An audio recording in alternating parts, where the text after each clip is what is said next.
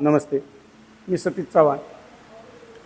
मी आपल्याशी भोर शहरामध्ये सर्वसाधारण जी सभा झाली त्याविषयी संवाद साधण्यासाठी आज या ठिकाणी उपलब्ध आहे.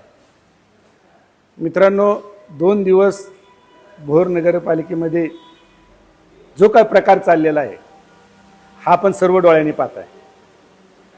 वास्तविक पाहता एकमेकाला इतक्या खालच्या थरावरचे शब्द वापरणं हे खूप लज्जास्पद आहे आणि याचा मी जाहीर निषेध करतो. मित्रांनो, नगरपालिकेची निवडणूक 4 महिन्यापूर्वी झाली आणि 4 महिन्यापासून ह्यांचा सावळा गोंधळ आपण पाहताय. वास्तविक आता गावात गेल्यानंतर नळावर ह्याने हांडा भरला का त्याने हांडा भरला का अशा पद्धतीची भांडणं आपण ऐकतो आणि आता तीच भांडणं लाईव्ह टेलिकास्ट म्हणून आपल्याला पाहायला मिळत आहेत. अशा पद्धतीची जो यांचा कुस्तीचा आखाडा चाललेला आहे आणि एकमेकाविषयी वाईट शब्द वापरण्याचं जे काम चाललेलं आहे हे कितपत योग्य आहे हा प्रश्न मला या ठिकाणी सर्व प्रतिनिधींना विचारायचा आहे. तालुक्याच्या विकासाच्या बाबत ह्यांना काही घेणं देणं नाही अशा पद्धतीची भाषा यांची चाललेली. आपले 4 महिने गेलेले आहेत आणि 5 वर्ष असाच गोंधळ चालणार आहे का हा प्रश्न मला त्यांना विचारायचा आहे. आणि मला एक आवर्जून तुम्हाला नमूद करायचं आहे की महाराष्ट्र शासनामध्ये हे दोन्ही म्हणजे भारतीय जनता पार्टी आणि राष्ट्रवादी काँग्रेस एकत्र गुन्हेगोविंदाने नांदतायत. देशात बी यांचं राज्य आहे आणि सर्वकडं महायुतीचं राज्य असताना या ठिकाणी अशा पद्धतीची एकमेकाविषयीची वागणूक ही योग्य नाही.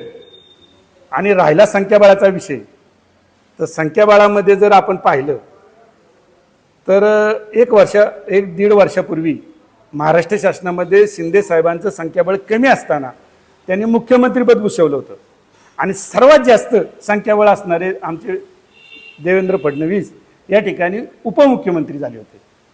आता संख्याबळाच्या विषयावर नाही, जनतेने निवडून दिलाय, निवडून दिल्यानंतर काम करायचंय या पद्धतीने काम होताना दिसतंय का? आता अजिबात नाही. वास्तविक पाहता निवडणुकीच्या काळामध्ये देवेंद्र फडणवीस भोर तालुक्यात आले असताना, भोर शहरामध्ये आले असताना अगदी गर्वाच्या भाषेत एक शब्द काढला होता की फडणवीस साहेब तुमची सही फक्त तुमची सही असावी, दुसऱ्या कोणाची सही नाही ना, आम्हाला MIDC द्या.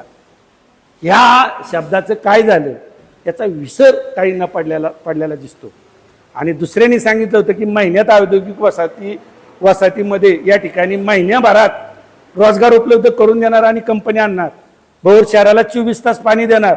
अरे भोर भाटघर धरणामधलं मृत अवस्थेत असणारं पाणी सुद्धा सोडलं गेलं. देवघरचं पाणी सोडलं. देवघरचं जाऊ द्या, नगरपालिकेचं बोलतोय म्हणून सांगतो. भाटघर धरणामध्ये आता पिण्यासाठी पाणी नाही, 24 तास पाण्याचं काय बोलता तुम्ही? बारामतीला पाणी जातं, एक ब्र शब्द काढायला तयार नाही. आजी बी बोला ना, माझी बी बोला ना, ही परिस्थिती या ठिकाणी झालेली आहे. माझं म्हणणं एवढं आहे, जनतेला 24 तास पाणी देण्याचं आश्वासनाचं काय झालं? या ठिकाणी तरुणांना रोजगार देण्यासाठी MIDCच्या बाबतीतला विषय काय झाला याच्याबाबत कुणालाही ब्र शब्द काढायचा नाही. आणि एक नळावल्या भांडी भरतात ना, नळावली भांडणं, अशा पद्धतीची भांडणं लोक बघायला इडी आहेत का? वास्तविक पाहता असंही असेल की आम्ही जनतेच्या मतावर निवडून आलो, ते पैसे देऊन आलो, याचा गर्व यांना असेल की आम्ही पैशावर निवडून आलोय. जनतेला काय वाटतं याच्याशी काय घेणं देणं यांना नसावं म्हणून अशा पद्धतीने वागणूक.